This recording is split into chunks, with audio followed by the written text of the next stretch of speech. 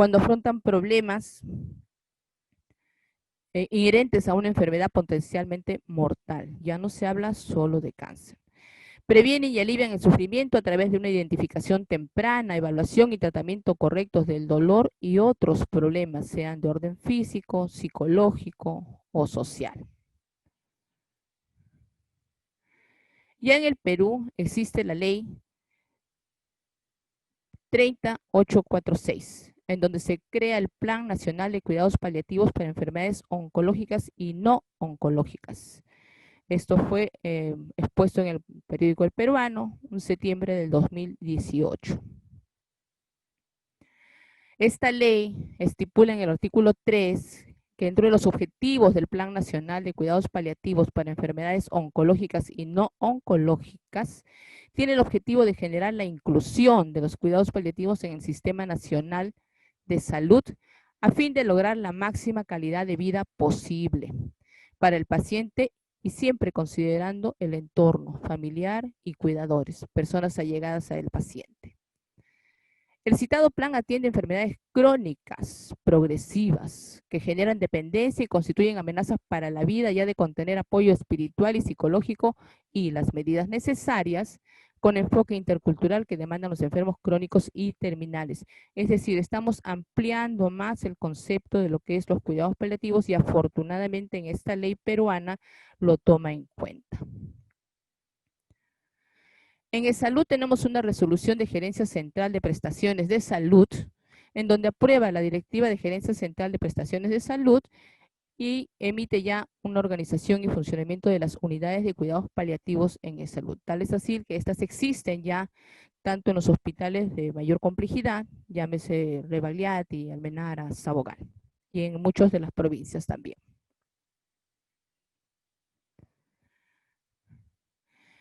Dentro de lo que son los cuidados paliativos debemos considerar no solamente al paciente hospitalario, también hay que considerar al paciente que está en casa, pacientes muchas veces con ya discapacidades que a través de testes de evaluación podemos determinar que no son pacientes que puedan ir ya a un hospital a su atención y para eso Salud tiene el sistema de COPOES, está dentro del organigrama estructural y eso permite que el equipo de salud completo vaya a través del paciente y brinde servicios de salud directa a través de las visitas domiciliarias a los pacientes procedentes de los diferentes servicios de hospitalización.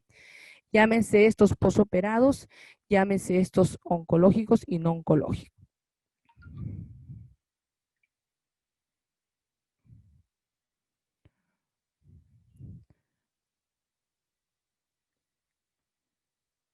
Los cuidados paliativos esto es lo que queremos ver. En los años también ha ido cambiando esta situación mundialmente, en donde se ha tenido en cuenta no solamente el tema del cáncer, el tema oncológico, se tienen en cuenta ya paliar determinadas enfermedades que dada su gravedad y sus consecuencias, nos pueden llevar a un estilo de vida que no es lo más satisfactorio para una persona al final de sus vidas. Tal es así que se pronuncian diversas instituciones, se reúnen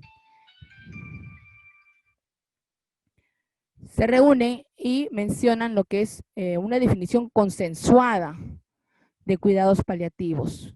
En esta definición consensuada, en donde intervienen muchas instituciones internacionales, instituciones de cuidadores, instituciones que participan dentro de lo que es la atención hospitalaria y no hospitalaria de este tipo de pacientes, ellos están proponiendo este tipo nuevo de definición, en el cual dicen que es la asistencia activa, holística de personas de todas las edades, ya comprende a todas las personas que tengan un sufrimiento grave relacionado con la salud, a una enfermedad severa, especialmente de quienes están acerca del final de la vida. Entonces, como vemos, la ley que tenemos en el país es una ley muy buena, ya que inclusive antes de que esto esté aprobado, ya para nosotros podemos trabajar en ese sentido. Dentro de las condiciones de salud que se vieron que tenían mayor carga en lo que es la patología del enfermo terminal y de los síntomas que ellos presentan, estas son las diferentes 20 condiciones de salud que se han tomado en cuenta porque de alguna manera ellos determinaron que en el estudio que tuvieron con los pacientes, habían un término que le llaman el sufrimiento grave relacionado con la salud. Y esto es más que nada en relación a los signos y síntomas que presentaban los pacientes durante su evolución. ¿Qué signos y síntomas eran predominantes? Y dentro de estos síntomas y síntomas, ¿cuál de ellos era el que tenía mayor carga de dolor y sufrimiento físico? Como vemos, los síntomas y tipos de sufrimiento que ellos tomaron en cuenta como más comunes y severos eran el sufrimiento físico y el sufrimiento psicológico. Tomaron indicadores, tabularon todo esto y de allí salen las diversas patologías que se tomaron en cuenta para esto. Entonces, ¿qué incluyen los cuidados paliativos? Los cuidados paliativos incluyen la prevención, identificación precoz, evaluación integral y control de los problemas físicos, incluyendo dolor y otros síntomas angustiantes. Sufrimiento psicológico, espiritual y necesidades sociales. Siempre que sea posible, estas intervenciones deben estar basadas en la evidencia. Eso es muy importante, porque no podemos estar atentando contra las necesidades de los pacientes. ¿Para qué hacemos los cuidados paliativos? Para aliviar el dolor y los síntomas angustiantes, para afirmar que la vida y la muerte se consideran un proceso normal. No se intenta ni acelerar ni retrasar la muerte. Hay que integrar los aspectos psicológicos y espirituales del cuidado del paciente. Se trata de ofrecer un sistema de apoyo para ayudar a los pacientes a vivir tan activamente como sea posible y dentro de sus limitaciones hasta la muerte. Ofrecen un sistema de apoyo para ayudar tanto a la familia como al paciente a adaptarse durante todo ese trayecto de la enfermedad, inclusive en el propio duelo. Utilizan el equipo para responder a las necesidades de los pacientes y sus familias, incluido el apoyo emocional en el duelo cuando sea necesario.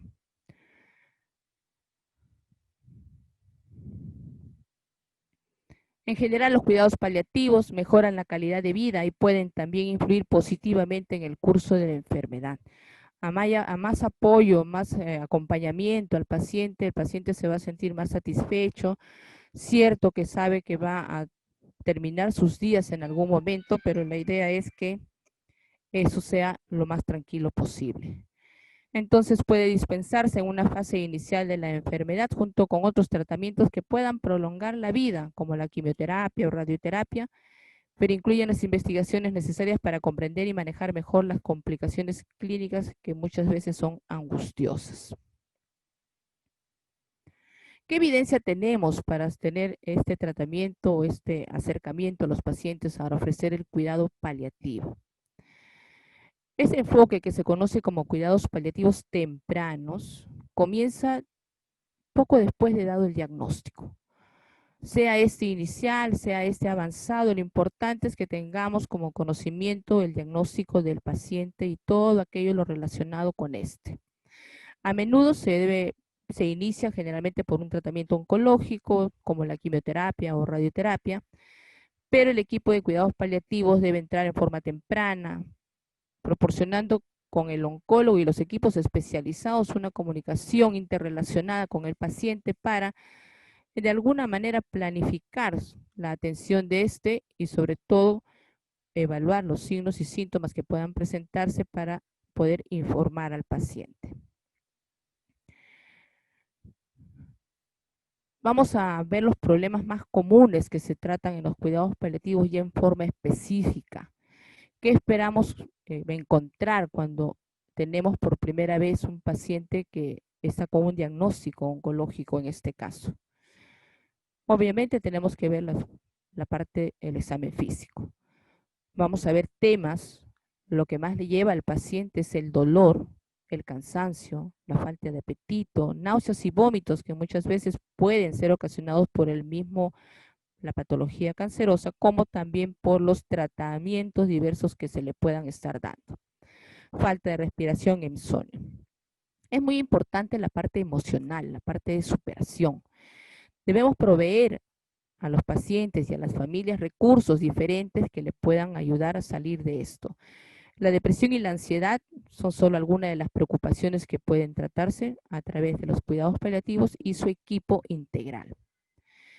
Dentro del tema espiritual, obviamente, hay pacientes, personas en general, que con un diagnóstico de cáncer buscan más un sentido espiritual a su vida, sea cual sea sus credos, sea a la escuela sus sentimientos, sus emociones, siempre van a ir a como una necesidad de ir a una necesidad espiritual. Y también hay que vigilar a quien cuida al enfermo. Quien cuida al enfermo es una parte muy importante.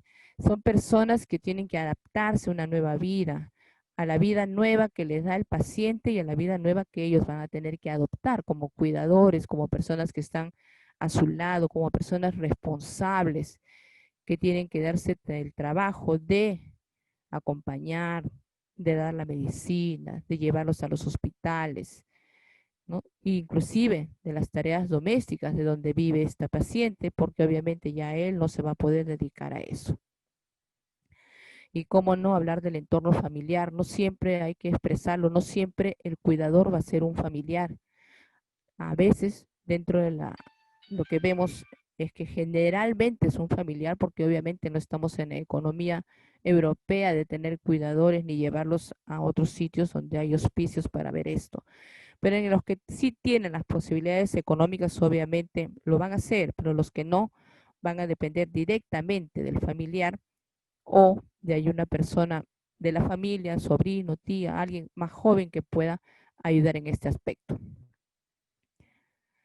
Dentro de las necesidades prácticas también hay que ver aquellos, lo que se trata, documentos del paciente, qué sé yo, los recibos de la luz, del agua, los problemas económicos, las deudas, tarjetas de crédito, todo aquello que esté relacionado fuera de, entre comillas, la salud del paciente, para que puedan también ayudarle en ese sentido, ¿no? Lo primordial para un paciente oncológico es el dolor. Es lo que lo lleva a visitar a un médico. Como vemos acá, esta es una escala que se ha tomado de un libro, pero en la parte práctica sí les puedo decir que el paciente, lo más importante de sus síntomas es el dolor. Dolor que presenta antes del diagnóstico, durante el tratamiento y durante la fase paliativa.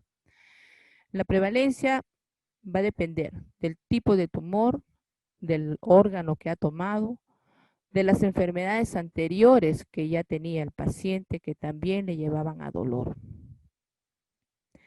Dentro de lo que es el dolor, el paciente siempre va a decir que su dolor es inmenso, siempre. Y es nuestra obligación poder desmenuzar a qué se lleva este tipo de frase en donde él menciona, me duele todo. Puede ser que el diagnóstico sea un órgano específico, pero generalmente, lastimosamente, cuando a veces ya hacen el diagnóstico, ya es demasiado tarde. Tarde para todo, tarde para su tratamiento, tarde para los tratamientos anexos como es el dolor y los demás síntomas que se puedan presentar. Dentro del tratamiento del dolor podemos ofrecer a los pacientes muchas cosas. Toda la escala analgésica que siempre hemos tenido conocida desde los manejos del primer nivel, segundo nivel, tercer nivel, de acuerdo al tratamiento del paciente y de acuerdo al diagnóstico, será con un analgésico leve, moderado o un analgésico ya más potente, en los que se pueden interactuar entre ellos. Por ejemplo, darle un paracetamol con un opioide, darle por ahí algún antiinflamatorio no esteroideo en determinados casos y por determinado tiempo. Pero todo es un arte para poder manejar los pacientes, porque obviamente son pacientes que son venidos a menos desde todo punto de vista, desde el punto de vista de la ingesta de alimentos, desde el punto de vista de las funciones biológicas, desde el punto de vista de su autoestima, de qué es lo que quieren ver como tratamiento y no desean ver como tratamiento. Esto es lo clásico, lo que estamos exponiendo aquí, Y si esto no fuera suficiente, tenemos que asociar otros tratamientos.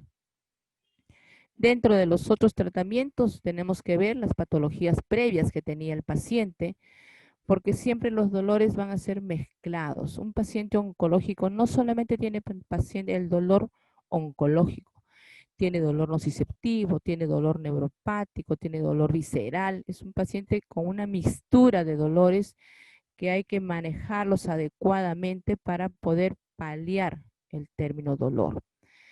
Muchas veces le decimos a los pacientes, probablemente no consigamos quitarte todo el dolor, pero poco a poco lo vamos a conseguir. Por lo menos hay que disminuirlo al 50% y las escalas van bajando y van bajando conforme va visitando al paciente. En el hospital tenemos la metódica de que el paciente acude al hospital en cualquier momento.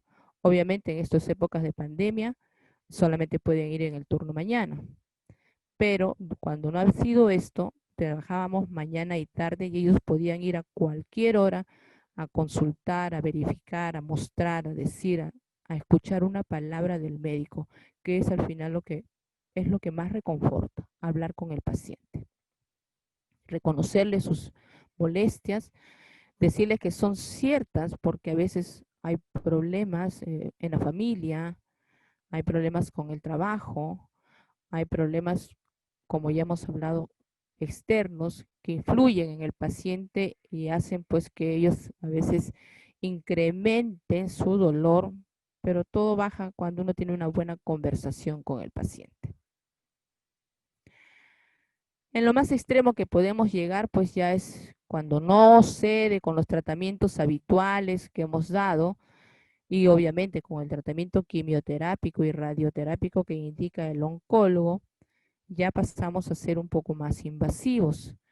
Cuando ya los pacientes tienen el tema de consumir demasiados medicamentos y de repente no estar aptos ya para la vía oral ni para la vía subcutánea, lo que hacemos pues ya invadir a través de médula, a través de catéteres intratecales o epidurales para la administración de las drogas y que éstas puedan ser en menos cantidad, con menos estragos, pero con mayor acción, ya que todas ellas llegan a nivel central.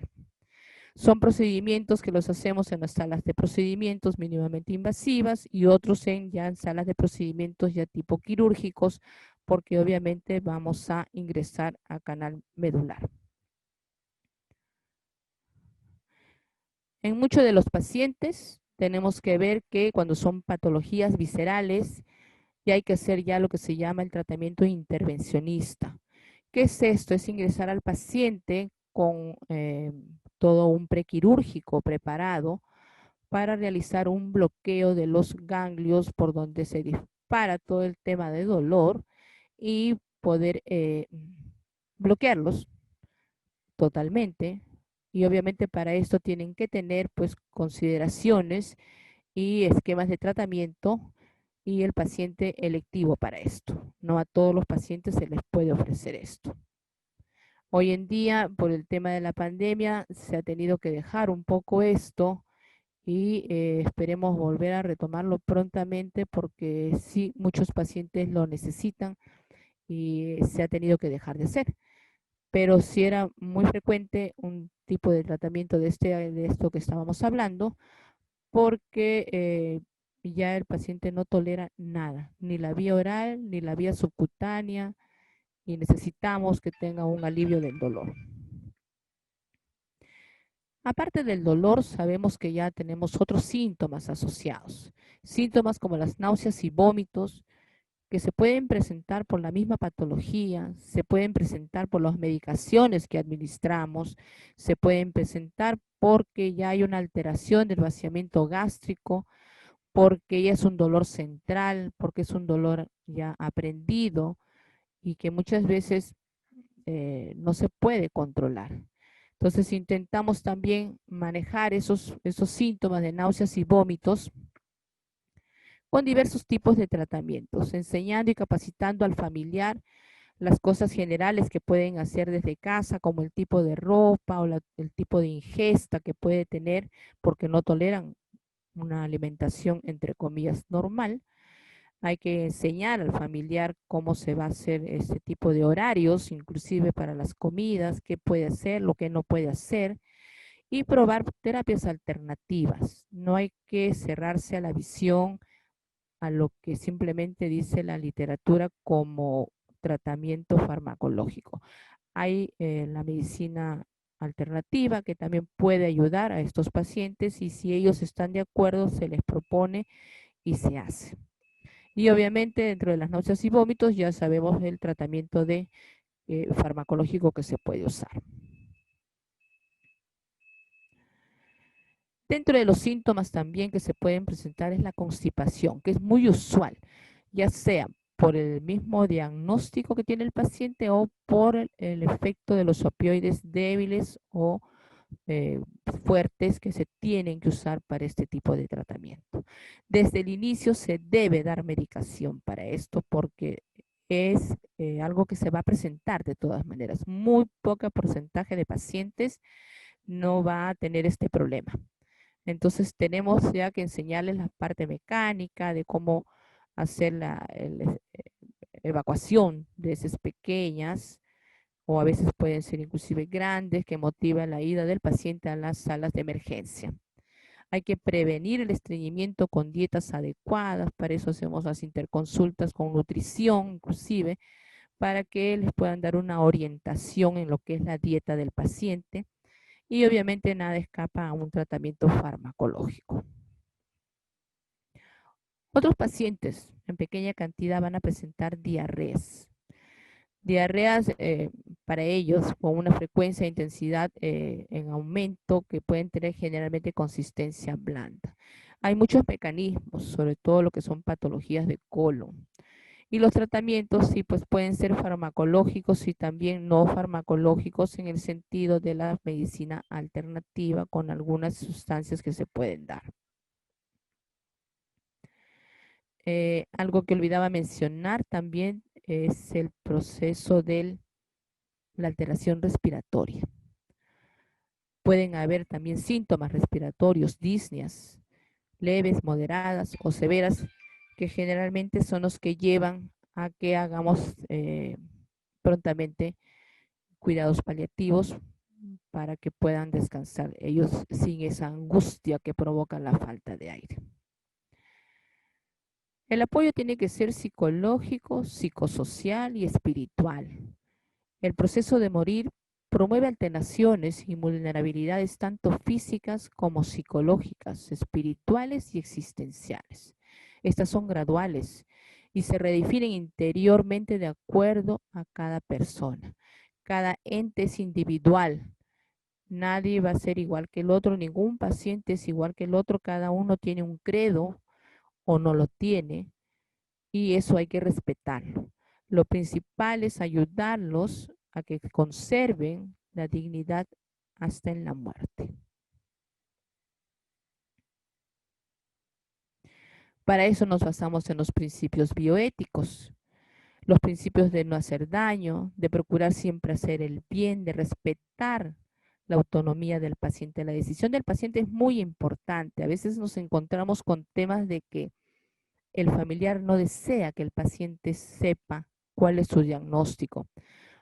Al comienzo trabajamos de esa manera, sí, pero poco a poco vamos viendo la manera de cambiar esa idea del cuidador, del paciente, porque el paciente tiene derechos y dentro de sus derechos está en decidir qué es lo que va a hacer, lo que le queda de vida, con lo que tenga, con lo que pueda hacer. Entonces hay que respetar esos derechos, inclusive hasta la muerte. Hay que ser justos en lo que son las administraciones de los efectos terapéuticos, ¿no? Ahí va, por ejemplo, el famoso tema del encarnizamiento terapéutico, hasta dónde podemos seguir usando medicamentos, tratamientos, exámenes auxiliares, pedirle a un paciente que de repente ya no está en condiciones de hacerlo. Entonces, el médico tiene que saber sobre cuidados paliativos, es una casi obligación saberlo, porque tenemos que detectar estos casos.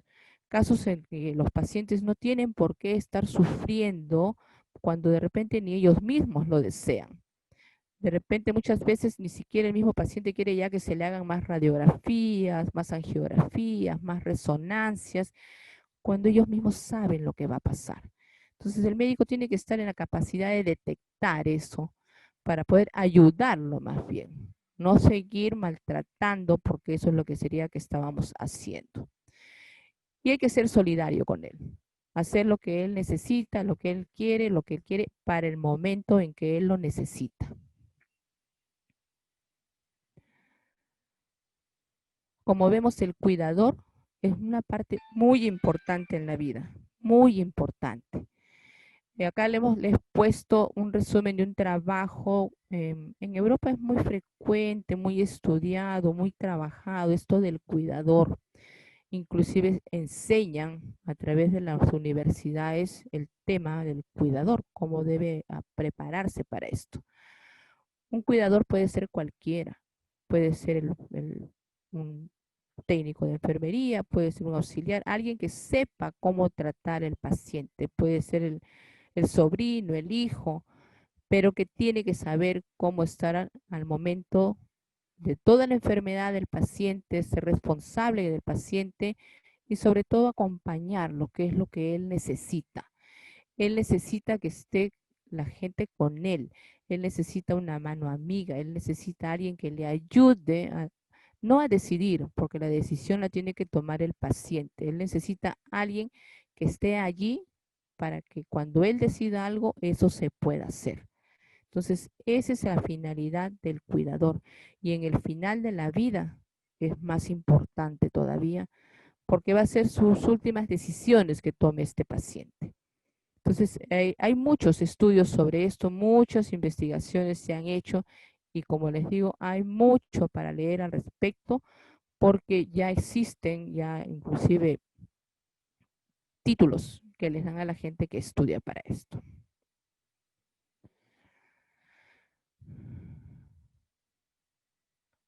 Como ven, estos son una de las pequeñas libros que les puedo mencionar en lo que uno se puede anotar. Uno ingresa libremente, entra a estas páginas y puede leer mucho sobre esto del cuidador.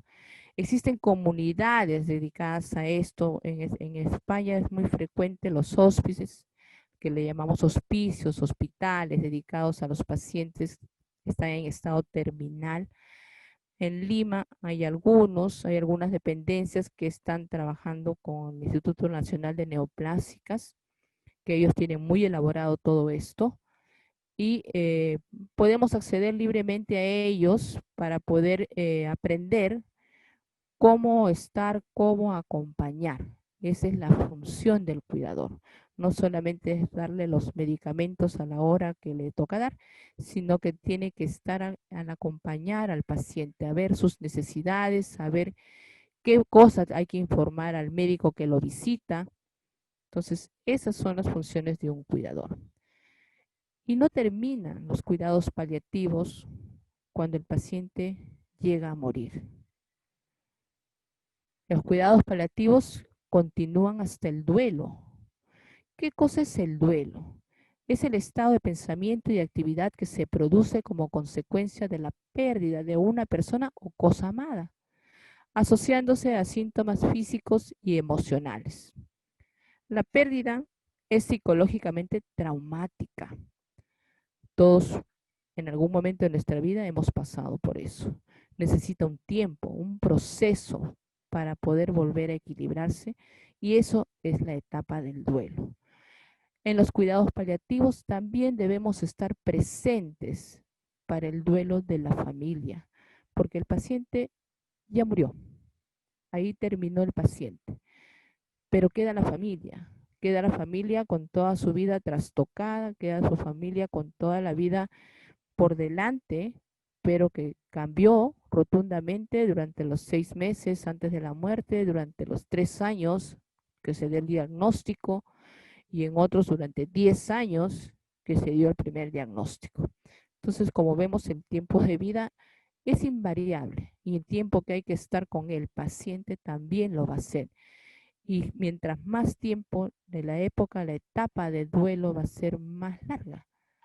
Todo depende de cómo se lleve, cómo se le apoye, cómo se le ayude. Cuando llegamos a hacer todos estos pasos que hemos mencionado, que afortunadamente en el Hospital Sabogal podemos hacer esas cosas, porque tenemos un personal de médico preparado, unas relaciones de interconsultas con todos los equipos de médicos y diagnósticos, llámese patólogo, llámese radiólogo, hacemos pedidos de exámenes, hacemos pedidos de laboratorio y afortunadamente podemos atenderlos oportunamente a los pacientes. Y el personal de enfermería es un personal muy capacitado que constantemente está inclusive monitoreando por teléfono a estos pacientes y bueno, lastimosamente estos llegan a morir, pero siempre el familiar se acerca al hospital, se acerca al servicio de dolor que tenemos ahí en el Hospital Sabogal y nos informa, ¿no? Nos informa qué fue en sus últimas horas, cómo fue y gracias a Dios y ellos llegan a agradecer el tiempo que se tuvo con ellos, la dedicación que se tuvo con ellos, la ayuda que se les proporcionó a los familiares, el apoyo que se les dio. Obviamente contamos con una psicóloga también que trabaja con nosotros, la cual apoya mucho al personal que ayuda a estos pacientes, a los cuidadores, llámese familiares. Este es el servicio en el que trabajamos, donde estamos con la evaluación del paciente, la consulta médica, algunas terapias que debemos hacer de curaciones o de colocaciones de alitas subcutáneas para los infusores elastoméricos, eh, métodos intervencionistas que ya hemos hablado, los doctores han ido hasta el extranjero a hacerse sus stages, sus capacitaciones para poder realizar estos procedimientos. Y hoy acá vemos pues también al personal de enfermería, la jefa, que está ahí muy dedicada con sus pacientes.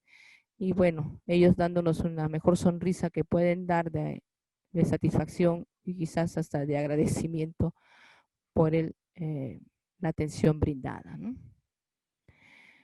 Esta es una pequeña estadística que he querido traerles en el sentido de qué son los temas que nosotros abordamos en lo que es cuidados paliativos. Obviamente tenemos la consulta, que en estos meses ha disminuido, pero no ha dejado de existir. Tenemos manejos de catéteres que colocamos para el dolor, que ya hemos hablado. Diversos tratamientos que le damos, los infusores elastoméricos, que son unas bombitas que se colocan con la medicación y estas impulsan el medicamento automáticamente.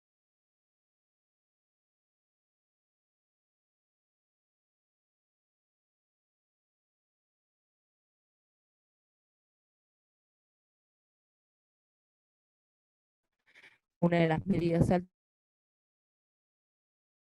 alternativas que ayudan a los pacientes. Se realizan las curaciones tumorales, que son muy importantes porque eso eh, altera la autoestima del paciente.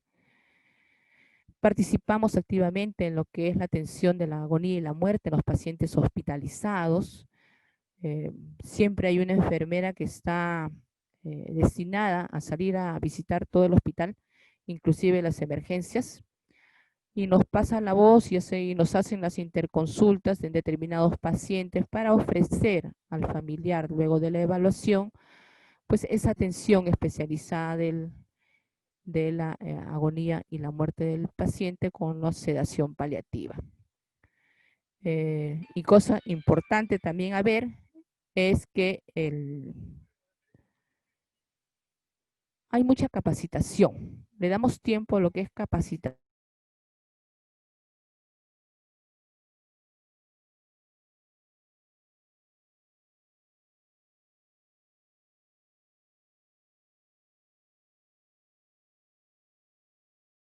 paciente.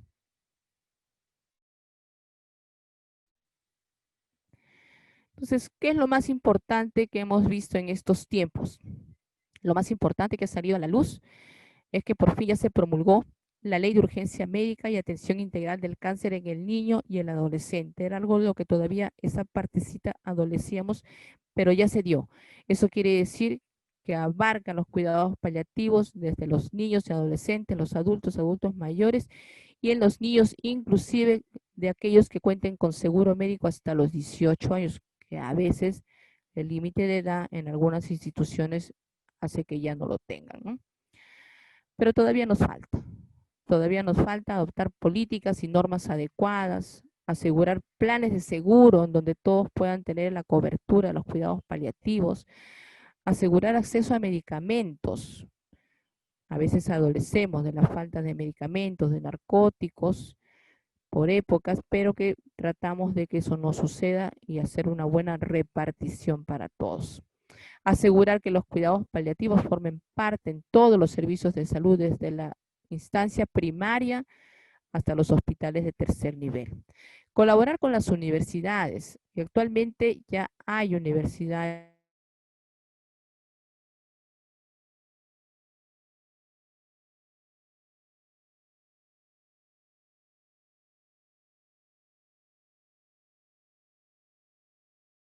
en cuidados paliativos y que pueden atender las necesidades de estos pacientes, como ya hemos hablado antes, no solamente de cáncer, también de diagnósticos que llevan a un estado terminal en sufrimiento. Eh, también podemos tomar maestrías, doctorados del extranjero o los libros que les he mencionado que se pueden revisar gratuitamente. Hay mucha información gratuita a la cual podemos acceder ahora que estamos en la época total del Internet y que eso nos va a ayudar al conocimiento no solamente de los médicos, esto debe ser de conocimiento público, ya que muchas veces el paciente puede hacer que no llegue a un hospital, pero el hospital sí puede llegar a él a través de los cuidadores, a través de la visita del familiar y que solicite estos cuidados, obviamente, si es que ha tenido algún conocimiento de ello. Entonces es importante leer estas cosas para que sepamos qué decir, qué pedir en el momento de una consulta, en el momento de un auxilio por un paciente. Terminamos pues diciendo que la educación continuada es importante.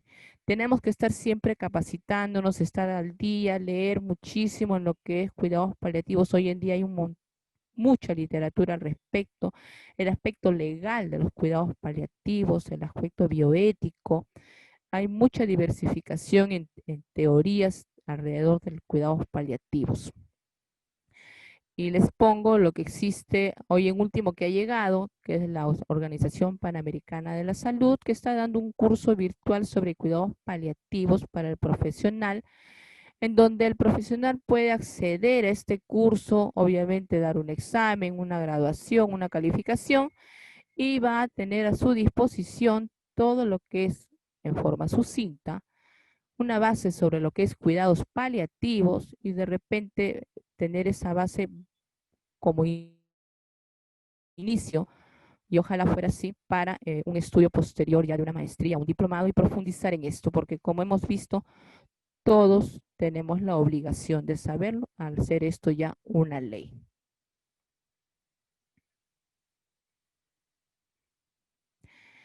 Les quiero dar las gracias por la atención prestada.